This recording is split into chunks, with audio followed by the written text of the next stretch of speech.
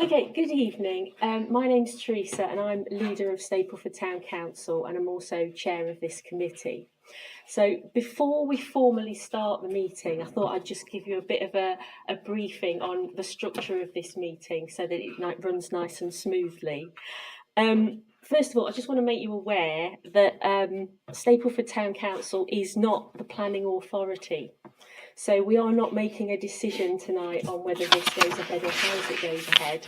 We are, like you, a consultee. So we're going to be discussing it and deciding what recommendations we're going to make to council about how we should about how we should comment on this planning application.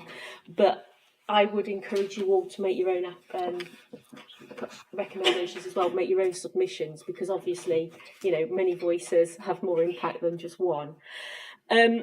This is a formal committee meeting, so it does have rules, and we all have to follow them. So it might seem a little bit odd, but I suspect some of you will be speaking at the borough planning anyway, so just think of this as a practice run.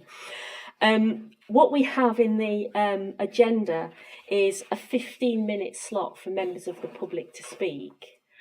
I think some of you probably went to the Cross for their meeting. That was more of a Q&A, two-way dialogue.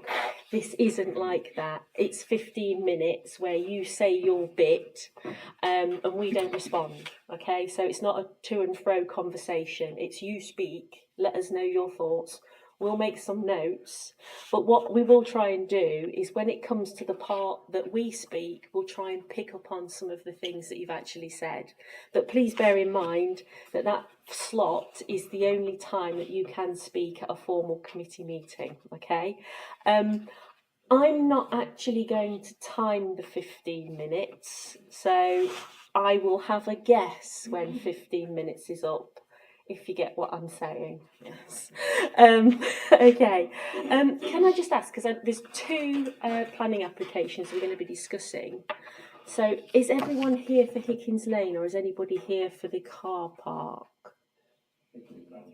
Hickins Lane. Right, I just want to check because obviously in that 15-minute slot, if people want to talk about the other application, I will make sure that they get a chance to speak.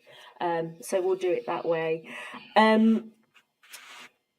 I'm sure nobody's going to have a problem with this, but please do be respectful of people speaking. Obviously, people might have slightly different opinions to you, but we'd like to hear everybody as you speak and, you know, take on board your points. And the same when we come to our debate, it's our job as councillors to thoroughly debate the issues. So we might say some things are a little bit controversial, but it's up to us to fully interrogate and be fair. So obviously, I'm sure if you put a planning application in, you'd want us to do the fair thing as well, okay? Another point to raise is that we are, as a planning committee, looking at the planning application. So we're not necessarily interested in all the procedure that went before it, it's the planning application. So unlike if you went to the CAT meeting last Thursday, they said we can't talk about the planning application. We are talking about the planning application, so we're kind of bound to what we're going to discuss, and we are looking at things that are material considerations. So that is things like traffic, does the building appearance look right? Is you know, those sort of things, not operational things necessarily. Go on then. Will there be the opportunity to sort of ask any questions and etc. around that? What I'm going to suggest is, obviously during the formal part of the meeting, we can't do that because it's not a Q&A, but I'm happy to stick around after the meeting if anybody's got any questions, and then we can do it again, okay? Is that okay with everybody? So before I formally start the meeting, does anybody want to add anything? Have I missed anything? No, that's fine. No, okay, brilliant. So we will go to the formal agenda then. Okay, so item 1, welcome everybody. It's lovely to see everybody here. Item 2, apologies for absence. Do we have any apologies for this meeting? Councillor Patterson. Councillor Patterson. Item 3, are any substitutions? No. Okay, thank you. Item 4, declarations of interest. So does anybody have anything on the panel that they need to declare? Councillor Bob? I live very close to the areas that's going to be discussed tonight in South Westport. Okay, thank you. I have a declaration to make. I am the Town Council's elected representative on the Townsdale Executive Board. That's a non-pecuniary interest and non-prejudicial. Okay. So item 5, minutes of the previous meeting. So we are to confirm and sign the minutes of the meeting held on the 10th of June. All the councillors here had a chance to read through those. Anybody got any comments or amendments to make? No? Okay. Well, I will propose that they are an accurate record. Okay, we've got a seconder. So we'll go to the vote. All those in favour? All those abstaining? Abstaining because I wasn't here. Okay, so that's carried. Thank you. Okay, now to item 6. This is the public participation part. So we have a period of 15 minutes for members of the public to make representations on the items on the agenda. So, what's it? I don't think it really does. No. Okay. So, as I've just said, that councillors will not enter into the debate. But Beverly, was there anybody who put their name forward to speak first? Yes, I've got Richard Kane and Carmel Ward. Okay, so Richard Kane, the floor is open to you, sir. Thanks. There's a few points I wanted to go over in relation to the build, maybe something you can take into consideration when you're doing your report. First of all, environmental points in relation to the loss of green space. So the current proposal is to build on top of one of the football pitches, the entire length for the inside of the Kids Lane Park. However, since that plan has gone in, the bowling team are open to potential negotiations about being relocated within Higgins Lane Park somewhere else, which would potentially open up the possibility of moving it back to the original position, which was mentioned in the town bid document. Also, the original town, well, you were involved with the town bid, so you would know, but the original plan was to have a 4G pitch on Ilkeston Road Recreation Ground. So that's splitting the facilities, because obviously there isn't the infrastructure with the traffic to be able to cope with two big facilities like that on Higgins Lane Park. So if you have a building that's going to take 100 plus people, and then you have a 4G pitch, I know it doesn't form part of this plan, but there's a picture of it on the plan, and funding is a separate thing which is likely to go ahead as a result if the building is built. And I mean, I did send some images to the Boxley Borough Council Planning Department. I'm happy to send them to you, and that was from a Saturday. And we all live on Higgins Lane, we all struggle with the traffic on a weekend for football.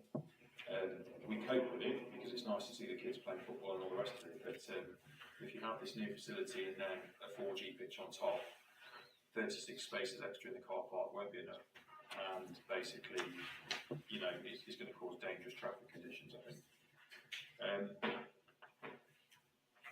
In the town bid document, there's things called overall theory of change, and point 3 is regeneration of brownfield areas through site consolidation. So I'm not sure why the change has come just based on the bowling club not wanting to relocate to build it on green space. We've been through all the documents that form evidence for part of the application process, and that's the only reason they've given within the evidence for the actual plan.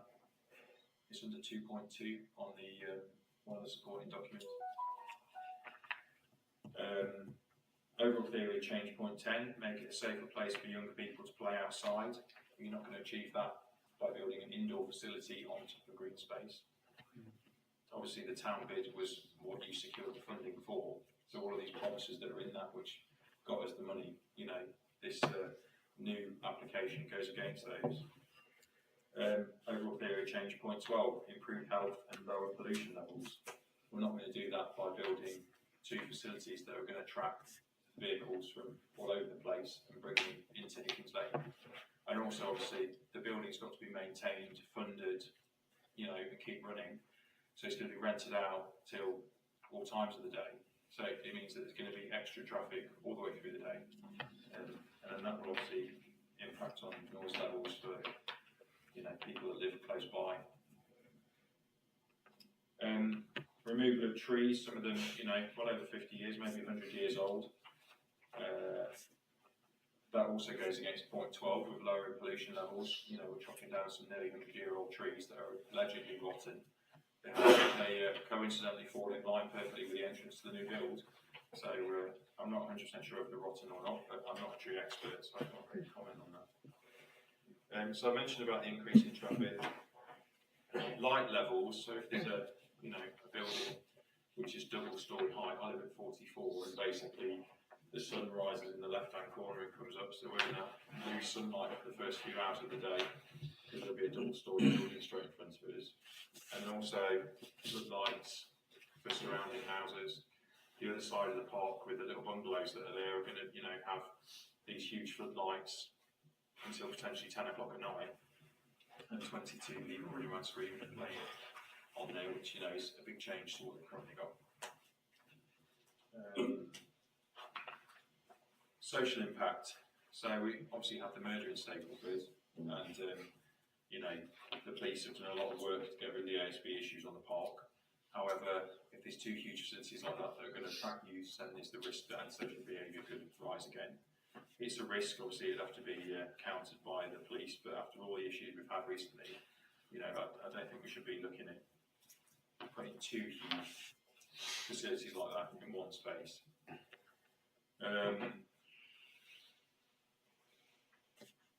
Stapleford cricket team currently hasn't been rehoused, so there's a place that they are potentially supposed to be getting, which is a field somewhere. However, we've liaised with the England Cricket Board and Sport England, and there's several conditions that need to be met before the build can be built. Basically, they'll try and stop it from being developed until the cricket teams move to a sufficient location, and those things are equal or better access, equal or better facilities. It's in a suitable location, and it's not point A, point B, point C, pick one of them. It's all of them. And just from being a Stapleford resident for the majority of my life, I know that there isn't anywhere that actually exists like that, which is a perfectly flat piece of grass to play cricket on, because most of the parks in Stapleford have got a hill involved in them. And the two that don't have a football pitch, which it takes up the majority of the grass, so you wouldn't be able to build a cricket strip in the middle of the football pitch. So that's an ongoing issue, hasn't been resolved yet. But I think it's pretty wrong to move a team that was founded in 1905, without really their consultation and for no good reason, when there's other options that could be explored in relation to build. I'll just flip through some more points. In relation to I think the planning application letter that went out was poorly communicated to members of the public. So it's actually word for word on your agenda, saying removal of the existing pavilion and building of a new community pavilion. It actually makes it sound like it's on the same location. It also includes the word mugger, which is multi-use games area, and I didn't actually know what that was. I had to go and research it and find out. And there's no explanation of that terminology, and there's no map included either for residents, so they weren't fully informed of what was going on. And a lot of residents that don't necessarily have access to the internet or that tech savvy threw the letter away thinking it was just a replacement for a replacement. When they actually found out what the plans were, they were quite upset. Some were in tears about what the actual development is going to be and about the impact it's going to have on them. So, in relation to the consultation, the last date of the consultation was 10th of November 2022, and they consulted users of the park, the football team, the cricket team, the bowling club, members of the skate park, but no residents. So it says in point 2.2, the evidence of who they consulted with, the residents aren't part of that evidence. So the residents had no idea until the letter dropped through the letterbox, or they saw it on Facebook 2 days before. And basically, I think we should all be consulted in relation to what's happened. And I don't, like I said about the wording, I don't think council should be, I think they should be more open and transparent and send a letter which has the actual plans on, so people can have the full picture and decide whether they want to support it or vote against it.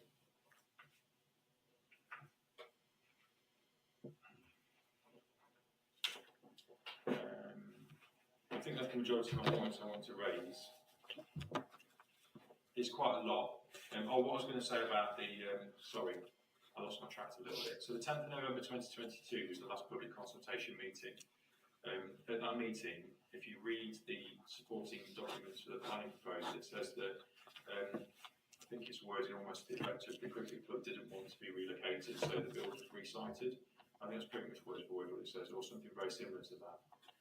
So it sort of unfairly lumps the blame completely on the shoulders of the bowling club, which isn't really great. And it doesn't say what kind of negotiations have taken place with them in relation to relocation. Also, the new plans drawings, if you actually look at them, were drawn on the 12th of December 2022. So they were drawn a month and 2 days after the last public consultation meeting. A couple of people in here tonight probably went to the meeting before that, and they were guaranteed it wasn't going to be built on the park, and that it was going to be built on the pavilion and where the old place was. So after the last public consultation meeting, they changed the drawings and then submitted them without consulting anybody else, basically, which again, I don't think is transparent. And I just don't think that you should build on a perfectly good green park when there are other options to do so. I mean, obviously I've got a personal opinion. I don't want to lose the view, I don't want to lose the sunlight, I don't want the noise, but ultimately, there's more clubs than Stapleford Town, and they're the main ones that will benefit. I don't think that the cricket club should be kicked off the green space. You know, I think there's more that we do to find a new lane for the bowling club, because the two outside lanes of the bowling green aren't actually in use because they're dried out because of a drainage issue. So we're preserving a piece of land which isn't actually usable for the bowling club in its current form, which seems pretty pointless really. Surely we should build something better. We've got 6.4 million to spend. That they can then use and get benefit out of as well. And also there's Pegasus, and they're not getting a penny out of this and get changed into shipping containers, which I think is pretty poor if the other club less than a mile away is getting changed in a £6.4 million facility. Yes, they're my points, thank you. Can I just No.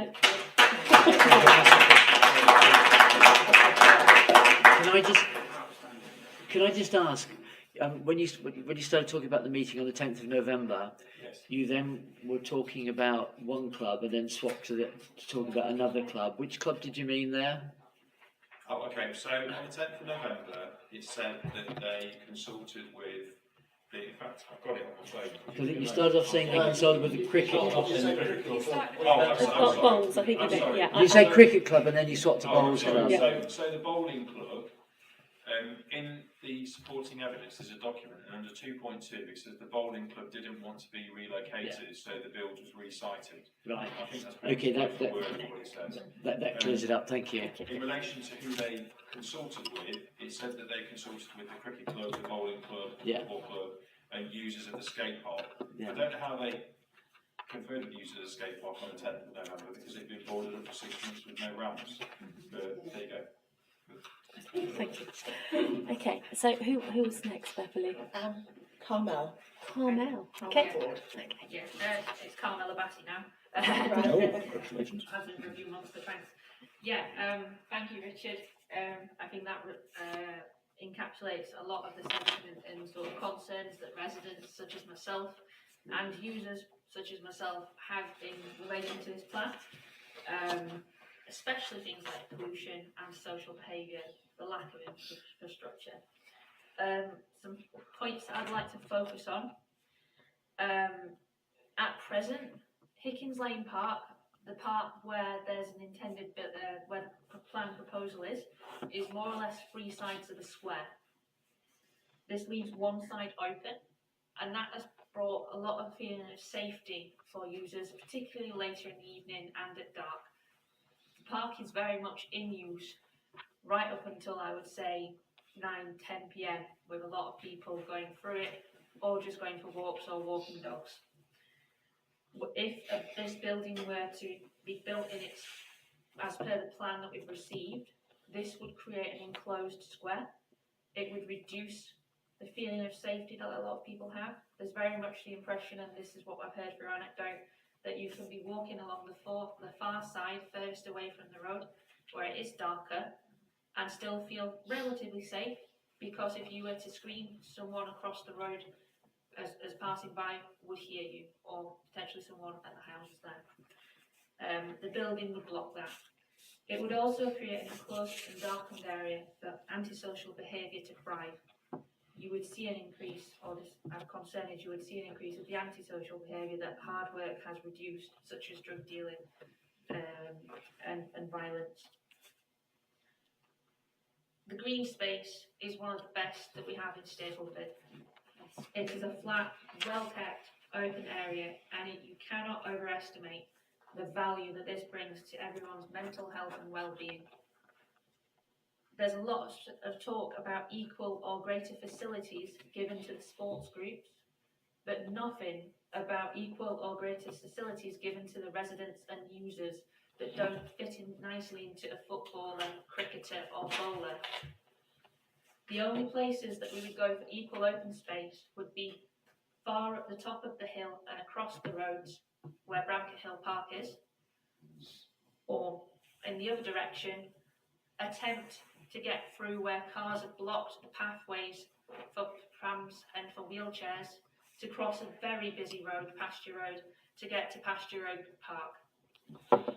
Many people who use the park presently would not be able to make that journey, especially people with impeded mobility, or simply have to take a tram. The green space is used wonderfully, especially during better weather. Everywhere you look, whether it's snow or sunny weather, there are children playing on that park, families sat having picnics, enjoying themselves. And when that's not in play, there have been organised events such as the cinema, the outdoor cinema. There was the McDonald's football event, and there was last year the Kids Activity Day when they had a little fairground going on. These have brought fantastic enrichment to the area, and they've also been temporary. The park has returned to use for everyone however they wish once that day has been over, and they've been welcome to come back and much anticipated when that occurs.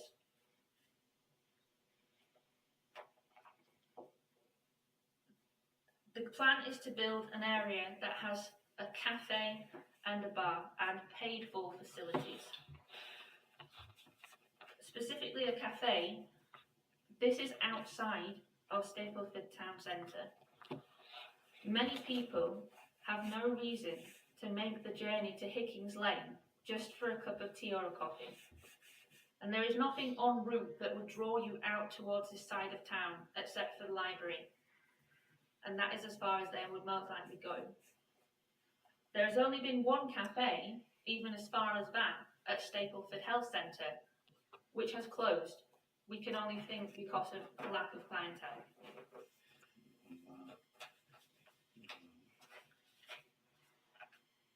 There's the plan to put paid-for facilities in this space.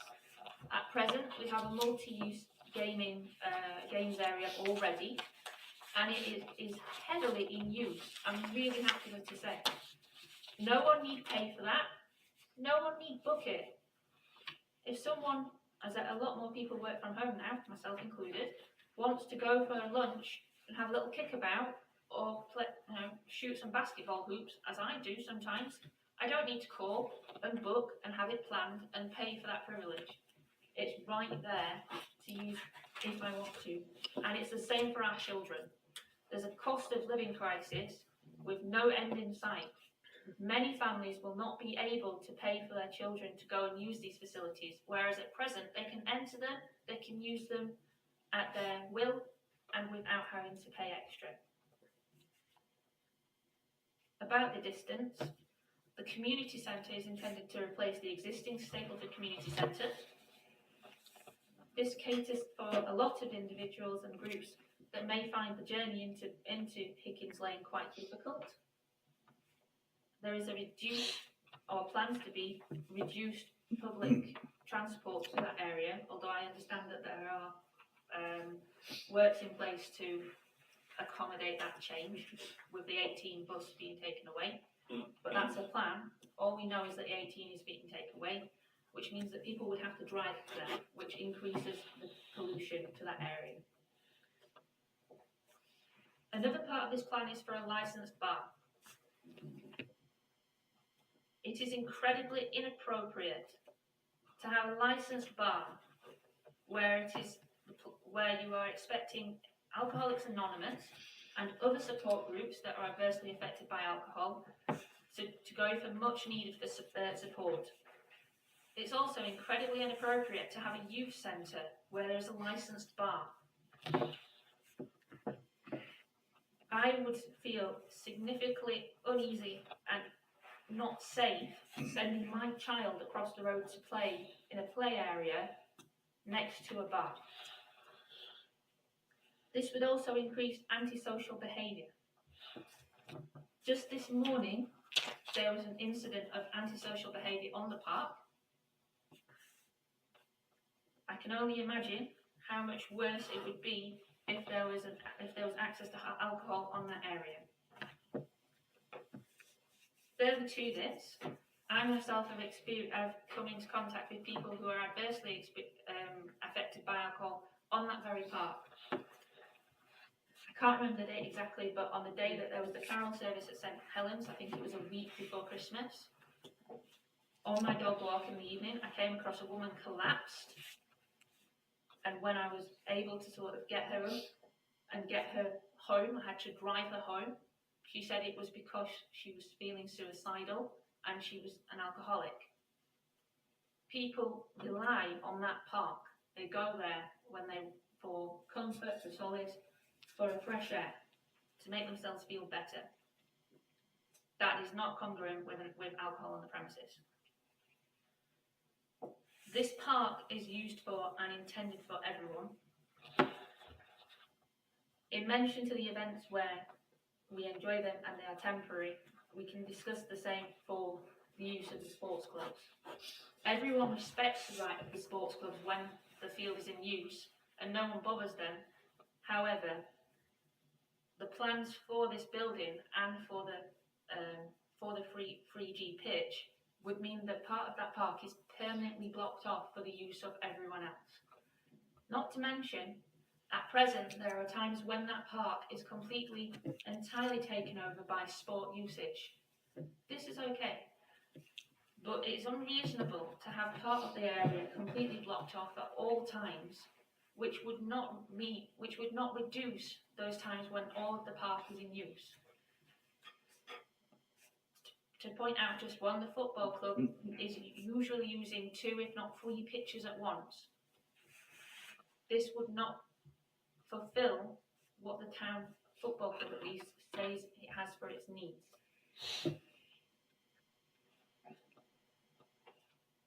Furthermore, these are private groups that are fee paying.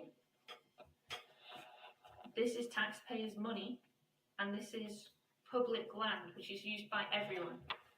It's not appropriate that business and private members should be able to close off a very big significant of this green space area for their means at the taxpayers' expense.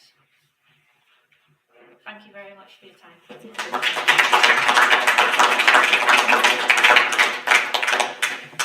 Okay, does anybody else want to speak, or shall we move on? I suppose I could add on to that. Taking away all the trees is going to be detrimental to wildlife in the area as well. And the light pollution will affect the bats that are in the area. Yeah. Okay. Go on then. The park currently, and another 14 don't like it, gets flooded. Yeah. It's a great soak away for the area.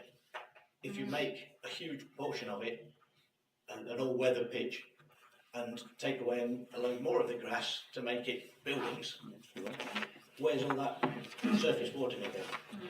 Okay, thank you. I've got a gentleman at the At back. the dinner table, I told I've got 3 children, said to them where I was going and what it was about. And the first thing they asked was what's going to happen to the basketball pitch, basketball court, and the skate park. That was the first thing they said straight away. And the next one was how much it's going to cost them. But you come down to that. But yeah, they were shocked that it was going to go. Okay, thank you. Okay, any more? I've got the Go actual document on my phone, if you want me to say the exact groups that they Um, consulted with. Very poor. It's I think I've probably got access to that document anyway, but I think it'd probably be useful to if you sent it to the clerk's email address. So Yeah, no yeah, problem. would that be okay? Yeah, cool. Yeah, okay. I spoke to Tim Hallam earlier in the week. He contacted me and he said that basically the decision, I don't know if it's the board that happens next when the planning board meets, but that's been postponed until June. June, yeah, it has, yeah. So there's still plenty of time to. They've extended the time for people to get their official comments into the Broxton Borough Council website as well. So if you haven't actually emailed them, you can get that in before Friday the 3rd of March. Thank you. Right, okay. I think that's finished that 15 minutes of. Actually, just in time. Well done. Excellent. Well done. Well done, everybody, for doing that in 15 minutes. So I'm going to move on to item 7, which is planning applications for consideration. The first few applications on there are actually ones that have had decisions made, so they're just for noting. The next one is actually the car park with 46 spaces, but I think what I'll do is I'll go to the Hickins Lane one first, so that if people then do want to leave after we've discussed that, they can do when we do while we move on to the car park issue. Okay, so we'll go on to the pavilion at Hickins Lane Recreation Ground.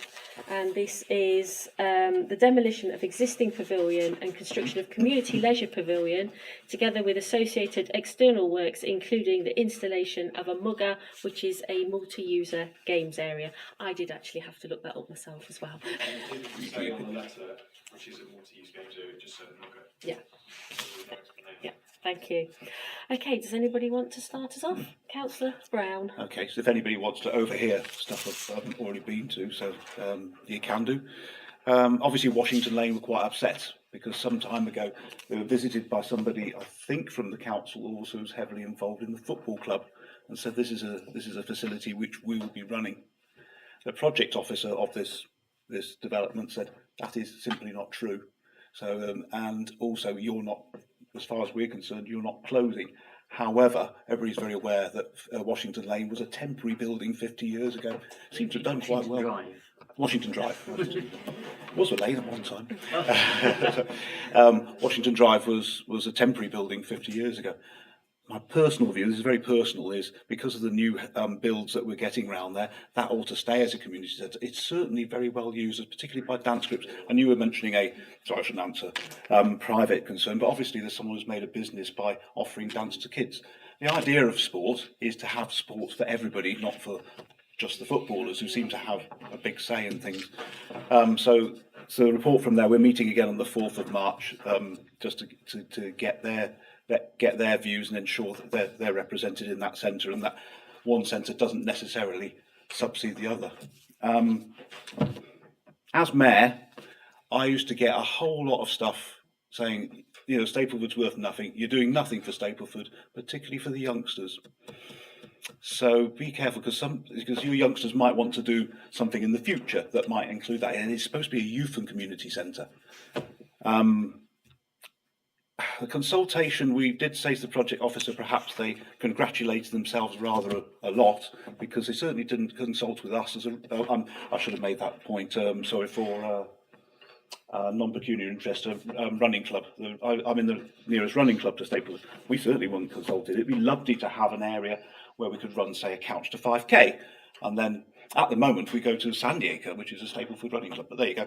And we have a drink afterwards. We don't get stoned.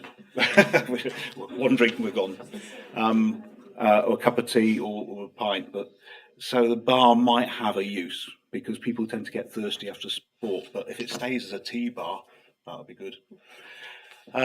Totally agree with the what's called a 3G pitch. I'm not sure about the drainage of these things, but and also it shouldn't be to the That's not- effect. That's not part of this plan. No, but the 3G pitch was part of the plan. No, it No, it's isn't. not. It's It's not not. actually on In that there. case, I won't talk about that. It's on the drawing.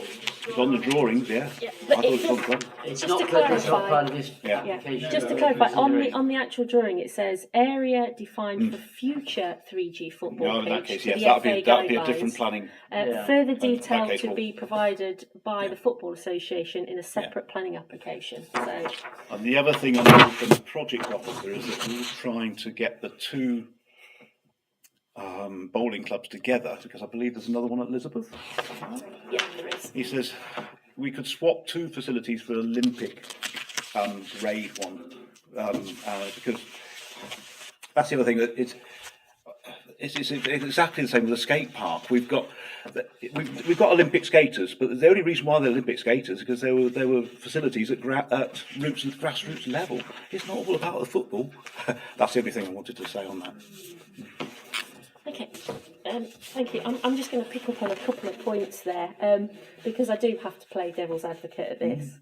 Looking at the drawings of the plans, I know everybody's saying a lot of it is for the football club, but actually on the ground floor, it's actually quite a small proportion of the plan that's for the football club, because it's where the home changing is, the away changing.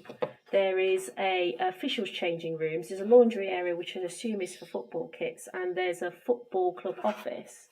But the rest of that, but it's actually about a quarter or less of the footprint of the building, and the rest does appear to be communal user space. To be honest, the use of the building is, doesn't really make a difference. It's where it actually is. Right, okay. If it was on the side of the current pavilion as a bowling club, brilliant. Yeah. But I'm gonna have to stop you, because obviously I said this isn't going to be a Q&A. You know, you've had your say. This is us responding now. So, we do have to take that into account. A lot of it. So to crystallise what I was listening to from when you were talking about it, it seems to be the issue is the loss of green space. So it is justifying the loss of green space versus the benefit to the community. So a lot of the discussion has been about, is it just for football? I get that the 3G pitch is probably quite a big chunk of the park, and if that is going to be for single use, but what my understanding of it is the 3G pitch is actually a type of surface. On the plan, it's currently lined up as a football pitch, but potentially it could be used for other sports as well. they're not suitable. Not free.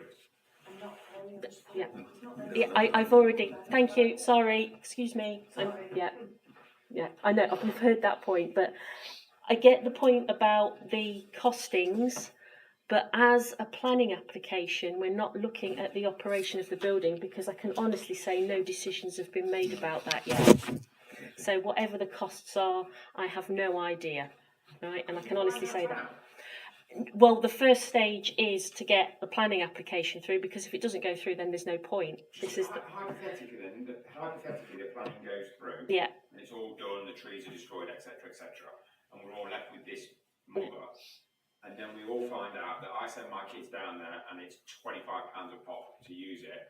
I've got 3 kids. Just a hypothetical. But can I just charge £36. Right. Yeah, can I just say, I know we said this wasn't going to be a Q&A. Okay, yeah, sorry. Okay, you just got to get practice in this, because when you go to Borough, it'll be. Yeah. Okay, yeah. Okay, we don't know how much the costs are, so it's not something we can comment on at all. Or how long the lights have been Or how long? burning on. Well, the thing is about the lights as well. It does say that the plan for the 3G pitch is this, but obviously the 3G pitch currently is not part of this planning application. So as a council, we can say we'd like more information about the operation of the 3G pitch, but it won't actually be necessarily considered as part of this application. Okay, I'm going to go to Councillor Frost. Listening to your good selves and having some of the ideas that I've thought of as well, what worries me much is a lot of these trees, as somebody pointed to before, are supposed to be diseased. Once they're gone, they're gone.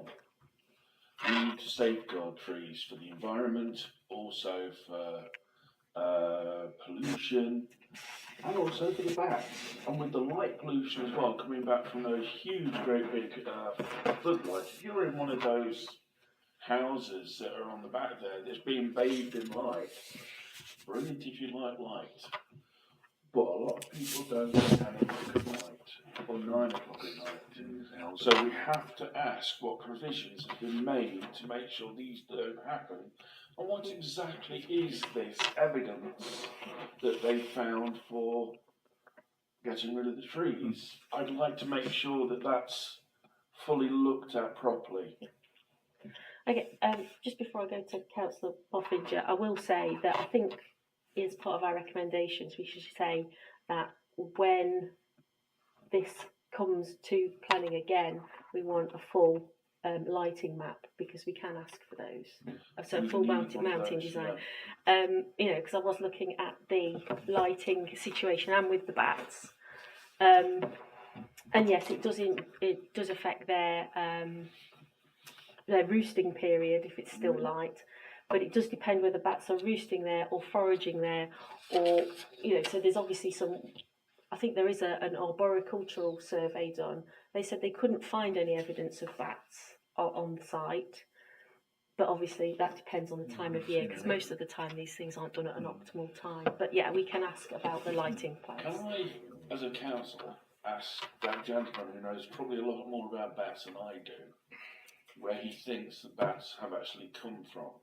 So it's basically finding out information so I can feed back into this. Okay, I'll allow that. I live on West Avenue. Yeah. The bottom of my garden faces onto the recreation ground. And in the summer, my wife and I sit outside, and there is bats flying around overhead. They go around the house, go around the back of the house onto West Avenue, and you see them. They go back down the bottom of the garden onto the recreation ground. I mean, that's something that we got proof there. As it was said earlier on by the leader, I would encourage you to write in. I know there is bats in there. Yeah. Also, can I just say something else about light pollution? These lights are going to be pretty huge. There's already a light on the recreation ground near the pavilion.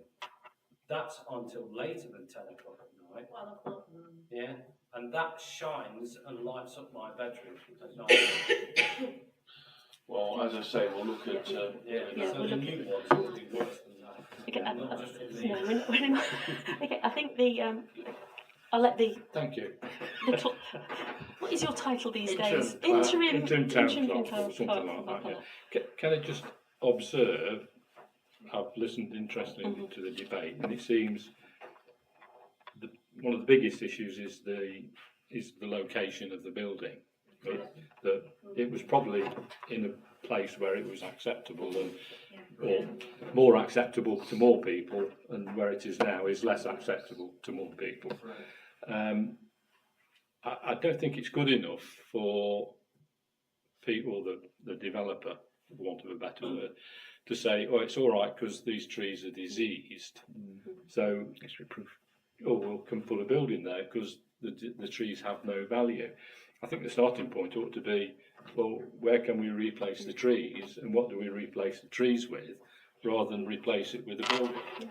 And I think the scheme as it is at the minute is thin and weak in that sense, that it's just sort of allowing a building to go on somewhere, almost because the trees have no value, without actually saying, well, what can we do to make the trees have more value and get them replaced if they are diseased? So I think that's an issue that needs pushing back in that sense. Okay, I'm going to go to Councillor Boffinger because he's been very patient. As far as the trees go, there are trees still there on the plan. We do need to find out more about what trees are going to remain and what trees are going to be taken down and why.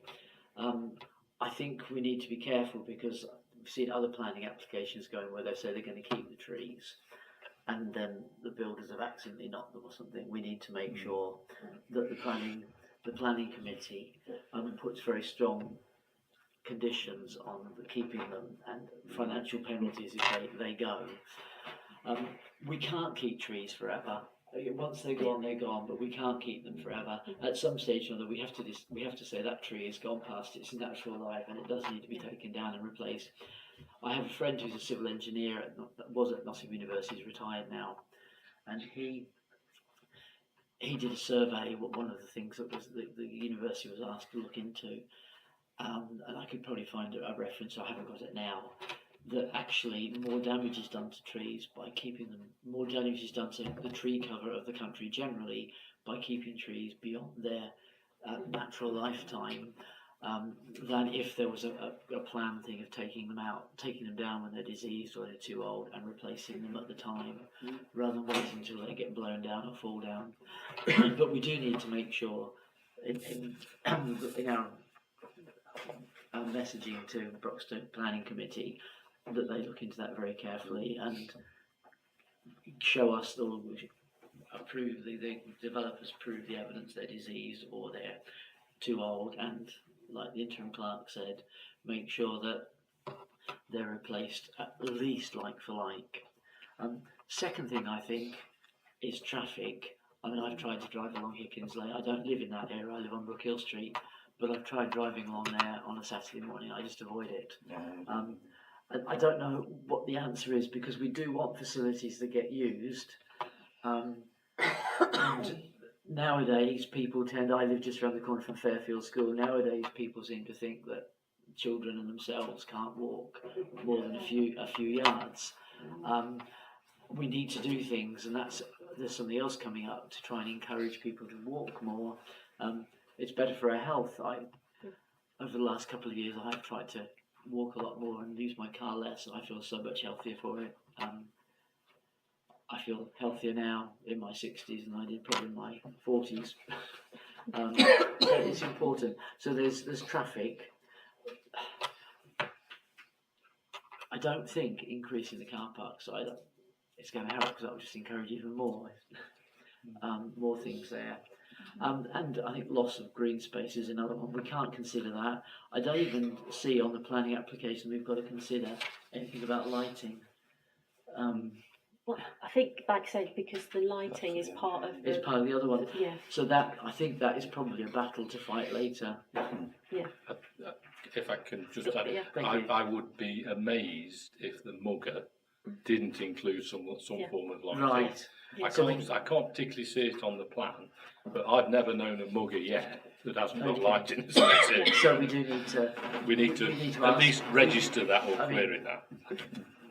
Teresa's already said that. Yeah, just to continue your point,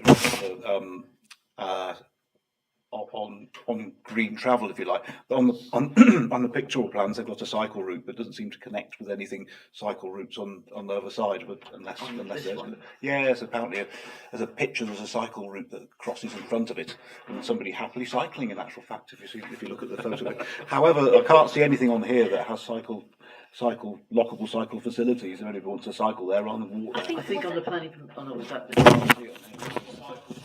There's a cycle path. Yeah, It's no good trying to park your bike there if it's not blocked. There's lockable cycle. Oh, is there? Right, okay, I stand corrected. Yes, I I thought think I it is didn't on see there. it. I do think My I saw eyesight. that. Yeah, no, that's fine. But yeah, I mean, I am a park user for dog walking, and I do walk to the park. So yeah, I do play with my dog on that particular field. So you know, I feel your pain. They're the biggest user of the park, I believe. Yeah, I think we are. So what else do we have on here? About the consultation, I know we're going a little bit off the planning application. I can confirm that was this is quite a new planning design that's come forward, because this did come forward to the exec board only a couple of months ago. So it was a brief. You know, we had been working for 2-3 years, I think, or no, 2 years, and then this came forward, partly because of what was happening with the bowling club. I'm not blaming the bowling club, but obviously they have their right to be where they want to be. I would say part of it is I was concerned when the word consolidate was used around community pavilion space. I think we all like the idea of new facilities that are up to date and aren't falling apart and aren't leaking and are safe for young people. I would think it's very important that this is a net gain for the people of Stapleford rather than a consolidation of what we've got and effectively in some respects a net loss. Comment on that actually. Forgive me. Can we go on then? You've mentioned just there leaking building. There's a massive concern. Forgive me, I've not included this in my talk. We've got a wonderful example here of two situations of facilities having been granted to the people of Stapleford, having been built, and are being taken away. The skate park was left to rot until being pulled down. I think there might be something in the plans about replacement for it, but I don't think the current plan sort of altogether is particularly good for this area, as we sort of said. But we've also got a community centre which they're planning to remove. It's a real concern when this building doesn't bring in the money that's expected, when it's considered too expensive, when funding is pulled. There's a real concern that it's left to rot and then it's pulled down and we've lost green space for nothing. That's my comment. Okay, thank you. Yeah, Thank you. well, I mean, obviously we can't say about the management of the building is for other people to decide rather than the planning application. I will just come back on the fact that as having done a neighbourhood plan that we're working on, brownfield sites are non-existent in Stapleford really. We've looked all over the place because the pressure for housing is so great that any brownfield sites that become available, they do tend to get earmarked for housing. And that is a problem because obviously Stapleford is becoming more densely populated, and with that we need infrastructure and facilities to cope. So we are in a bit of a where do we put stuff situation. It is difficult, and I do feel for the people who've worked on this because obviously they have looked at all the spaces that they could use and tried to consolidate things. I think this is probably the way that we're going is we're not happy about the loss of green space to this extent. And I think we're almost at the point where we might formulate some things to recommend to council. So anybody want? Well, Yeah, as Aaron Charles pointed out, if we look at the vision plan, and if I'm wrong, please excuse me, I'll get here later. What now, afterwards? Oh, there's a stick. No, it's a case of the Washington Centre needs to be redeveloped because we are expanding. If we can say, look, we need to look at this because we've got X amount of new houses on over the road, and as we've just alluded to, as we've been working on for God knows how many years, a neighbourhood plan, there is more and more houses being put up every 5 minutes. You look round at a new building site, more people need more facilities, and that centre there that was built temporary has now become permanent in people's minds. And so I think it's something that we need to look at, turning that into a permanent building, renewing it for the future and the future of Stapleford. As much as this is, we need to look at that in conjunction with. Yes. And I think if we can do that and move it back to where it should be, this is my own personal opinion, it's not for the council, then I think we're somewhere there. So yeah, I think if we can put something like that in as well, that we need to look at redeveloping the site, if at all possible, then I think we need to do that. okay. There's also traffic. I think an opportunity has been missed. Perhaps it's not part of this planning application to look at improving traffic flow along King's Lane. And as has been said, as Richard said, it is going to make you the photos from the weekend. it's going to make it. We've seen them. as I say, I avoid that. I avoid that area on Saturday. But yeah, we do need to think if there's anything we can feed back to the Broxtowe planning about improving that situation rather than possibly making it worse. Okay, so I've got some pre-prepared proposals to take forward, which I'm going to suggest.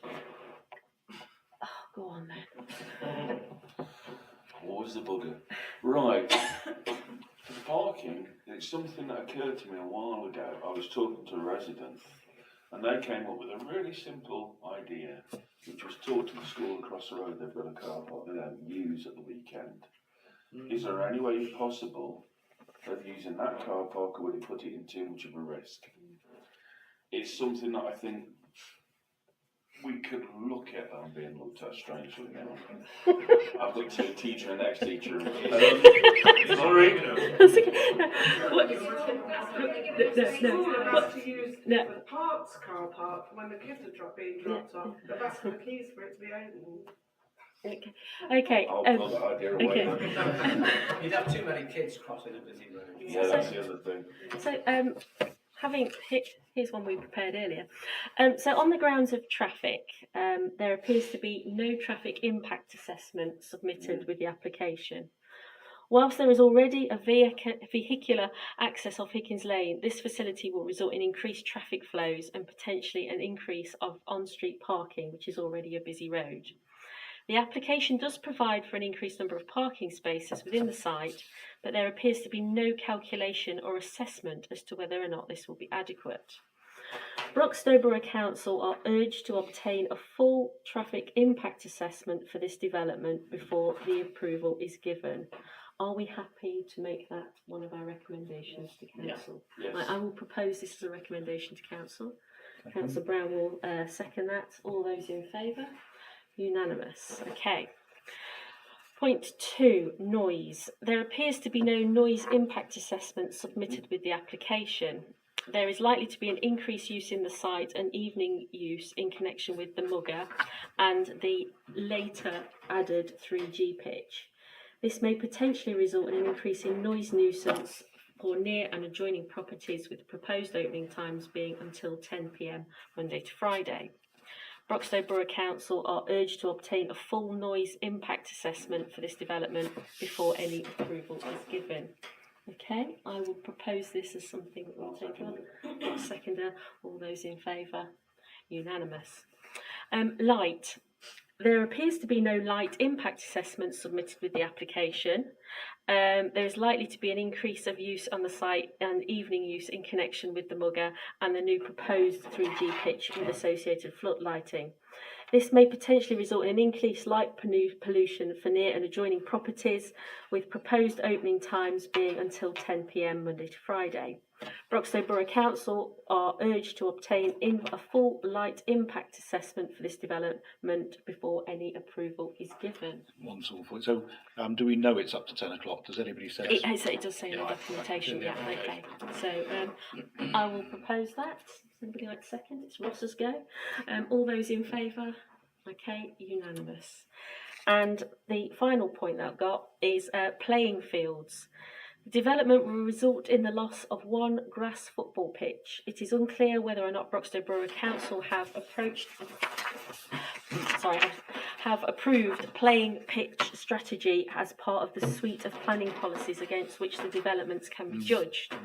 Subject to Sport England's comments on this loss of a sports pitch, Broxtowe Borough Council are requested to provide a replacement sports pitch on another site in order to preserve the current level of provision in the town. I will propose that. Or do you want to Are we adding in the cricket? Yeah, okay. Specifically. Cricket and bowls. Yes. Yeah, there is a Well, the bowls is there already. No, but if that becomes there, then it's loss of the bowls. There's nothing what So, Broxtowe Borough Council are requested to provide replacement sports pitch on another site in order to preserve the current level of provision in the town, specifically for cricket and bowls. Okay, all those in. I will propose that. Second, all those in favour? 4 unanimous. Does anybody have any other things that they want to add? The tree would be the environment trees, but Yeah. it's very sketchy evidence that the trees are diseased, else they'd be taking them down now. And also the bats as well. Okay. Trees and bats. Can I propose that And bees. And bugs. can we propose that as a result of this, there will be at least the same amount of tree cover as before, preferably increased, and look at including in the site some wild areas, rough areas, which can provide food for insects, which are the bottom of the food chain. So that for every mature tree, you need 3 small ones. When I say small ones, you need to be planting in. I mean, the twigs they planted in get predated by the youngsters, so they need to be at least 20 years old, and you need 3 of them for every one of them. But they actually takes up more CO2. A growing tree takes up more CO2 than an old one. Yeah. They get eaten by the youngsters. They do. Well, they snap them off or something. Okay, Councillor Frost. What I'd also like to say is that one other thing that I'd like to put through is there needs to be better public consultation. Oh God, yes. Because, quite frankly, it's been shocking that there hasn't been. Didn't consult with the council. Listening to all you good people come here and say, well, we've got to bugger all. So I'd like to put that across as well. Okay, I'm just going to go back to the interim clerk because he wants to come back on this. Okay, in terms of the trees, does this sound okay? A full tree assessment, we recommend a full tree assessment is undertaken, and any loss of whoever does it, it needs to be somebody. Yeah, it should be done by a professional person who would use his or her professional abilities to make recommendations. But any loss of trees is mitigated on a 2-for-1 basis on this or alternative sites in the town. Nice. And a full bat assessment is undertaken. Yeah.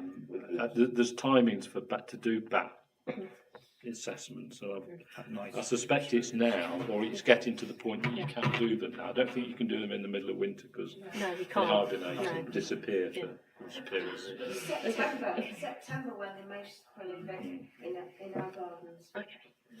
Councillor Bothy. See, I wouldn't want to put in a proposal on this site or another site, because I think they could put a few trees on Archer's Field, which I don't think would improve the overall situation in the town, because it's already got a good amount of tree cover. I think it does need to be on this site. Do we need it to say a full? Already 2 spots on 2 trees that look like they're ready for coming down. Well, they are poplars, and yeah, I'm thinking the life expectancy of The poplars. poplars aren't. Well, they've taken them all down at Longton, haven't they? They took them all down in West Park, so they probably are due. And for- opposite us at 106. Yeah. Do we need a full ecological assessment? Because I can't see one here. There was, well, Unless they did one under this did. no, there was one done. I think there is, Yeah. there is an ecological assessment. Oh right, okay. Oh. Okay, so I'm happy with Alan read out with the addition that it's got to be up, the trees are on this side. Yeah, Yeah. okay. So I will propose what Alan's just read out. Got the seconder. All those in favour? Right, so that's unanimous. Can I Okay. make sure that we put the public consultation in, please? Is that part of it? Yeah. Yeah, I think you can only express a disappointment at the Yeah. Yeah. poor public consultation because there has been public consultation. Whether you think it's adequate or not is a bit subjective, but I think it's reasonable to register the fact that we're disappointed in Okay. So, the scale and the. And once again, I could be wrong, but I don't think it ever came up at council. no. Right. Okay. So we would also like to, as a footnote, add that we're disappointed with the level of consultation. Okay. So I think we've dealt with that planning application. Would you like a brief adjournment to disappear, or do you want to stay for the rest of it? Are we allowed to add a little comment? We won't waste up too much of your time. Okay, go on then. Just wanted to raise.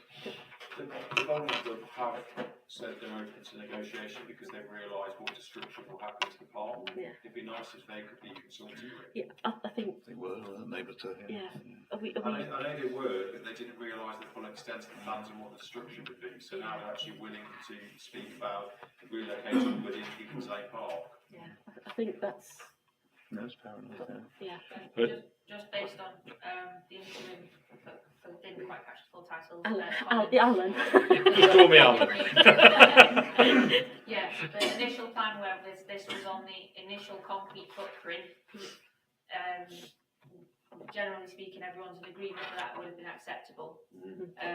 Yeah, the facilities, money going into those is brilliant, and if the current sort of concrete footprint were adhered to, great.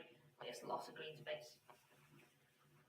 Okay. Nobody's against development. We all want the town to need money. We all want it to go ahead. We want Stapleford to be better.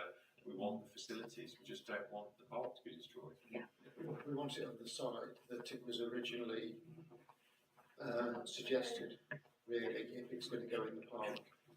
Okay. And a few dozen bowlers compared to 1,000 plus people involved with football, and 1,000 plus people involved with using the park for all these other facilities. Seems like we're getting the balance completely wrong. Okay, I think I'm going to take a question. Listen to what I've been said. Obviously, I've been a member for a number of years, right? They've done any toilets for use, general use, right, in teens of years. Yeah. Right, so you can imagine how this company, this ladies have to take a key, tell them to do 2 padlocks to get into the pavilion now. I think they could have a modern building with toilets in, running water, tick. Yeah, I think that's. So what have you got there, Alan? Right, I've expressed disappointment at the level of the level and depth of consultation with nearby residents. Is it residents? Yes, Or- Park users, and park users. Can I just make one comment on that, nearby residents? I live next door but one to the park and got nothing. Okay. Yeah. Yeah. You know, We're it's not expressing like- disappointment on your behalf, sir. It's not like you know, half a mile up the road. Just Yeah. to make you aware, there is actually a petition which we raised a week ago. It's already up to 392 signatures. Yeah. So it's not like there isn't support for our sort of viewpoint, and that's just on a week. You know, I'm sure it'll grow more as social media spreads it out and it grows and all the rest of it. There would be more already if it weren't just, it is all digital at present, and I've had people say, oh, I need a paper one to fill out, so. Yeah, and for what you said about Washington Drive, and you'll know this from being on the town bits, when Washington Drive was identified on page 54 within the town bits, that it's a 50-year-old centre and in need of redevelopment. Yeah. I lived opposite the gates to that for my junior years, straight opposite the gates, and the grass bit out front's never been used. It's the perfect site for redevelopment. What a fantastic modern community centre it could make, and we could still have a brilliant pavilion on the park, and everybody wins. Okay. So what else have you got then, Alan? Stapleford Town Council understands that the Bowls Club may now be prepared to relocate within the site. This will allow the building to be located in a much improved and preferred position, and Stapleford Town Council would support this. Yeah. Okay, I will propose that we add that to it. Second. Okay, all those in favour? You're not in favour, you? I'll abstain. You're abstaining. Okay, 3 in favour, 1 abstention. Okay. Okay, so thank you very much for that. I'll call a quick adjournment if people want to leave, so you don't have to stay and listen to a car park, or if you want to listen to the car park, that's fine. Could you just repeat what it says where the 3G pitch is going to be? What does it say? It, Could you just read it? do you want me to read it? Yeah, can you read that out? She can't see it. Sorry. It says 3G football pitch to FA guidelines. Main pitch, it gives you the dimensions of it. Fixed at average. Oh, is that a different one? No, It's a different one, isn't it? Yeah, so it's this one that says area defined for future 3D 3G football pitch to FA guidelines. Further detail to be provided by the Football Foundation in separate planning application. So it's coming. It says football, Seems to be towards the football. But I mean, this is going to be multi-use, but it's going to have to be to the FA standard side as well. Because they're the one that's trying to fund it. Yeah, because the FA are funding that one, I think. So yeah. Okay. Okay. If anybody wants to go now, you may do. Thank you very much. We understand funding for that's not included yet. No, it's not been No. confirmed yet. No. Thank you. Thank you for coming, guys. Thank you for coming. Beverly, if you pause that, just pause the live stream. Thank you. Thank you. Cheers. Cheers.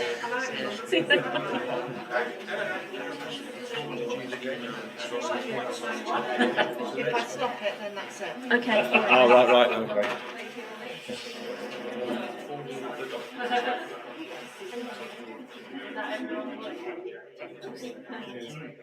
Thank you. Yeah. Thank you. Cheers. Bye.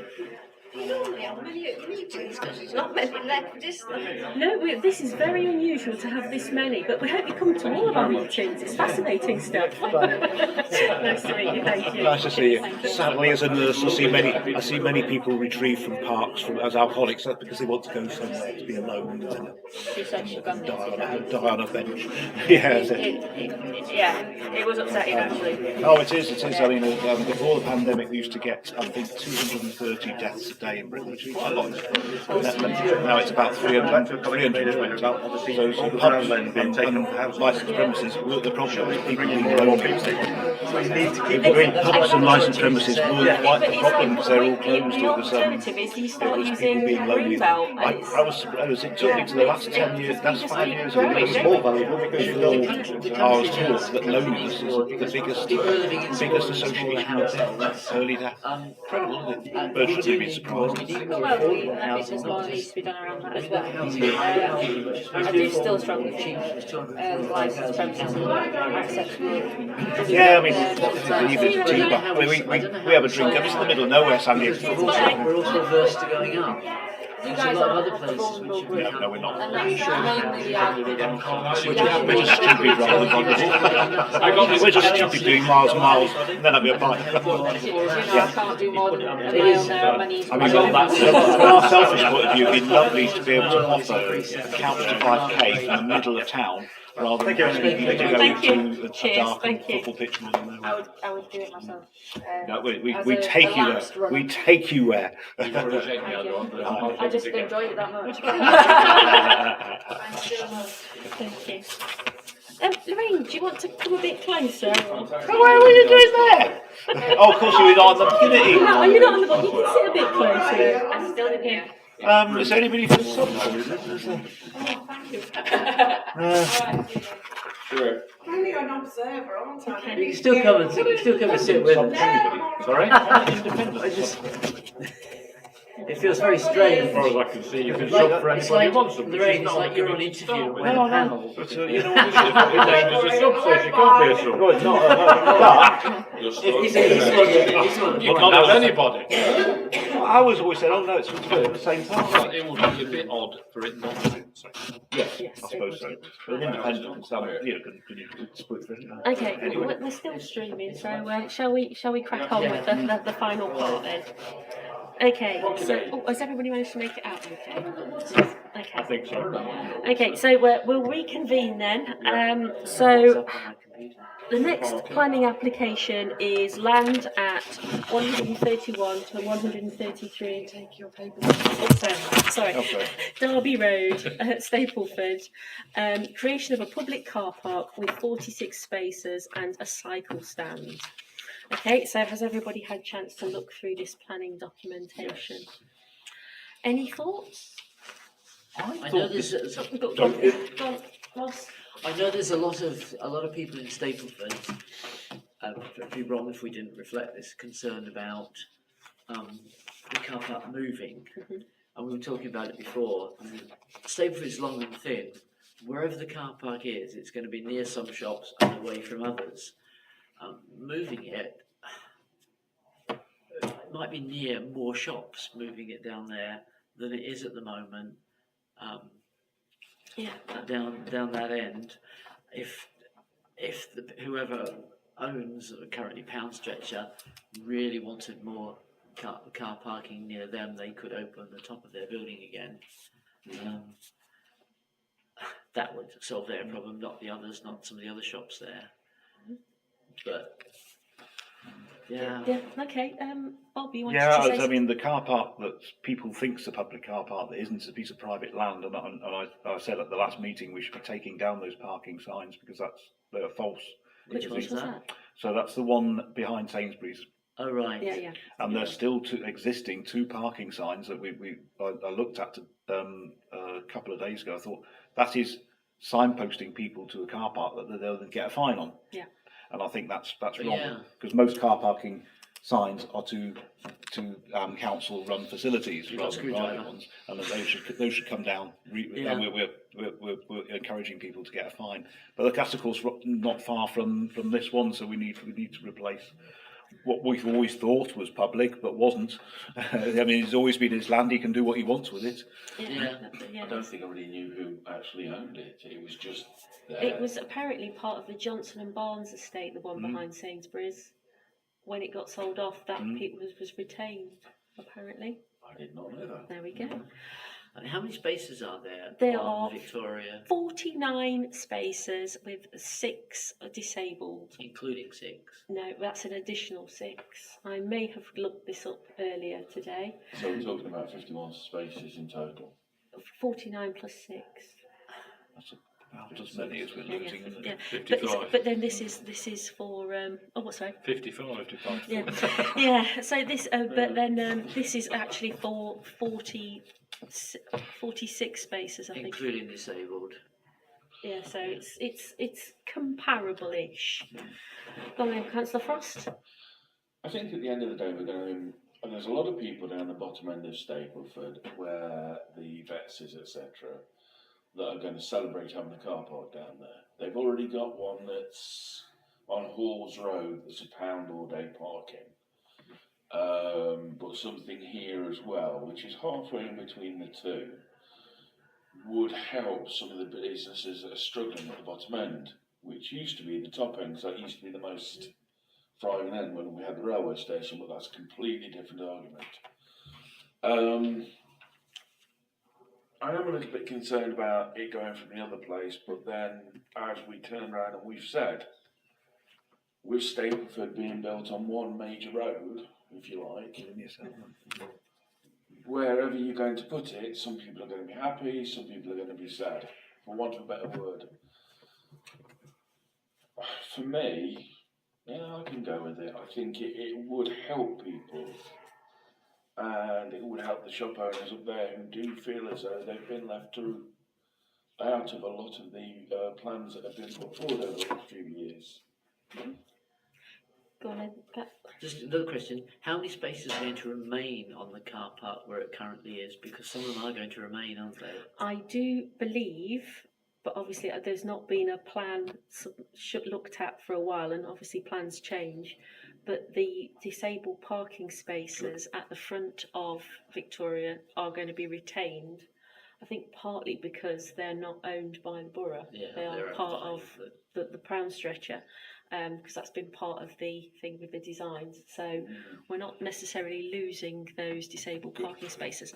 But that was the last lot of information that I got. Whether that's been changed or superseded since, I have no idea, because it's been a while since we had a meeting to discuss the plans for the Victoria Sorry, I site. should have read Go more on. carefully. Any electric charging points? Yes, there are. Yeah. Yes, there are. We had a discussion about whether there should be fast charge or slow charge as well. So that's been discussed. So what I would say is, like we've alluded to, Stapleford is a long, thin strip. You could write an entire thesis on where the perceived centre of Stapleford is. For me, and I think historically, it seems to be between what is Pound Stretcher and the bargain buys over the road seems to be what people think of as the Stapleford town centre. I don't know whether that's because historically it used to be a Wilko's, then a co-op, and it was the supermarket. So things developed around the supermarket because that was where people needed to go to shop. And of course there's the crossing as well, and the pavements are a little bit wider on the other side. So that does sort of gravitate people towards thinking that that is sort of the centre bit of Stapleford. With the park beside it as well. With the park beside it. My only concern is with this and the loss of Victoria Street car park is our Christmas events and our Remembrance Sunday events, because we do use that space as an overspill. With the plans as they are that I've seen, potentially, if the parking disabled bays are retained and we can have access to the ground floor, I think it's an indoor market area, we could potentially use that space still, but I do have some guarantees on it. Yeah, okay, sorry, I've spoken, go on. Ross? I'm really confused here. I keep getting WhatsApp messages on my laptop that doesn't have WhatsApp.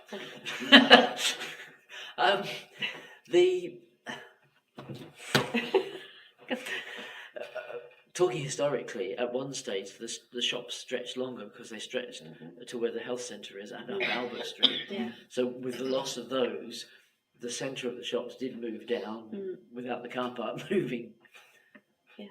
Yeah, Councillor Frost, go on. If you look at the reason why it was classed as the centre, you had the Roach, as you've already said, the going up towards where the Horse and Jockey is, and as far down the other side as well, there was a lot of businesses down there that have now all gone or been built on or turned into houses. I am concerned, as I say, about the events at Christmas and other bits and pieces like that. It's all well and good in saying that we maybe, perhaps, on a good day, use the bottom for events to be put on, like the Christmas, like the Remembrance Sunday. But what guarantees have we got? Yeah. I mean, I would say, as a planning application for a car park, no problem. The implication of moving the car park, though, is the Victoria site. Yeah. So, I go on. If you want to say something. Other plans for the hub on what is the existing car park, would they go any way to alleviate any of our concerns about events? Would there be any space there? There is going to be some space. Yeah. I think the last plans I saw, that there potentially space at the back as well. Right. But obviously, I know Alex was saying he doesn't quite know what he's going to do next year. Well, once this is done, because obviously the firework display we can't necessarily have and things like that. So I'm tempted to put in happy with the car park, but can we ensure that there's still provision for space for events in the town centre? Else it won't be a centre. Yeah, okay. Who will operate the hub when it is complete? Still to be determined, I think. Depends on. It's very similar to the. That worries me. Yeah, well, the operate. I think it will still be owned and managed by the borough, but actually, who's been there and the operation of it day to day depends what business has moved in. It's not determined yet. So.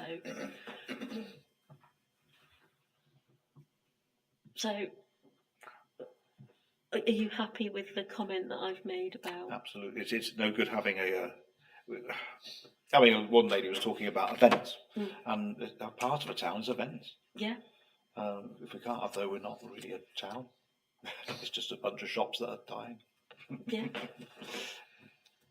Okay, so I will propose that we say we're happy with the car park. However, we would like to ensure that there is going to be adequate provision for events in the town centre in terms of space. Yeah. Does that sound okay? I'll propose that then. Second. Yeah. Ross, all those in favour? Not sure. Yes. Okay, so that's unanimous. Okay. So back to the agenda. Shut my laptop. Okay. So item 9 then, I believe. Date of next meeting, 17th of March 2023. And with that, I will close this meeting formally. Thank you very much. So if you can take us off. No, not quite. 22nd is the start of It's a shame we're not commenting on the others because It's not Purda anymore, it's heightened. Yeah. Of heightened sensitivity. So we stop streaming to the nation.